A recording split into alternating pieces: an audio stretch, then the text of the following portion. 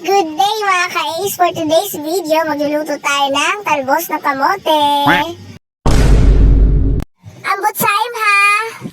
At ito nga ay ginisa ko na ang bawang at sibuyas. Nilagyan ko na din ng kaunting asin. Pero syempre, uunahin nyo yung sibuyas dahil ang bawang ay madaling maluto. At sinunod ko na nga ang paglagay ng dahon ng talbos ng kamote. Inuunti-unti ko nga yan dahil sobrang liit talaga nitong ating lutuan.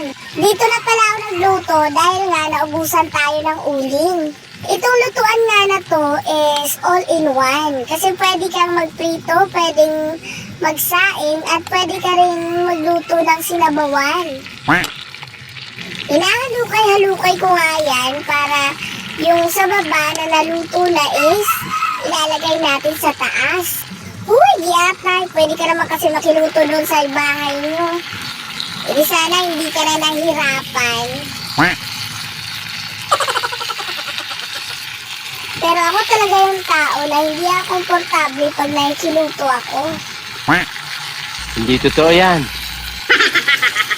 Gusto ko nga na dito na lang talaga ako magluto, maghugas, maglabas sa sarili kong bahay-bahay. Madali lang kasi ang ma-stress pag nakakarinig ako ng hindi magandang salita. At balik nga tayo dito sa pinag-uusapan natin, ang aking pagluluto. Oy, wag marites, bawal yan. Ayan, at paunti-unti ko nga yan nilalagyan ng dahon ng talbos ng kamote. Alam niyo naman, ang lutuan natin is maliit lang. Hahaluin nyo nga lang yan at paikot-ikutin tulad ng pagpapaikot ng mga jowa nyo sa inyo. Charis! Tunay talaga mga ka-Ace, pag gumagawa ka ng content kung ano-anong naiisip mo at wala kang magagawa kundi ang maging malikot ang isip. Para laging napapansin ang mga content mo. Aroy, nagluluto lang naman ako ng gulay pero ang haba-haba nitong video, ang dami-dami pang sinasabi. Fast forward ko na nga to para makarating naman tayo sa next step. At ayan nga, ang susunod natin gagawin ay maglalagay ng oyster sauce. Isilin mo lang ng maigi at nang malagay lahat. Sayang naman kung may matitira pa. Dahil masasayang lang naman at ang matitirang oyster sauce kung hindi ito uubusin. Dahil wala na nga tayong ibang paglalagyan nito. Sige lang, pilitin mo lang hanggang lumabas lahat.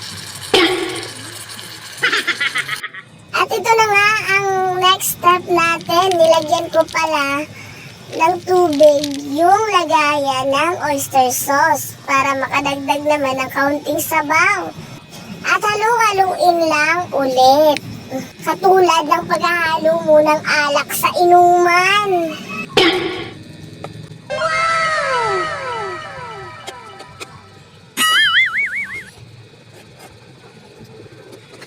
Sige lang, halo lang hanggang sa mangalay ang brasong malatroso ang datingan.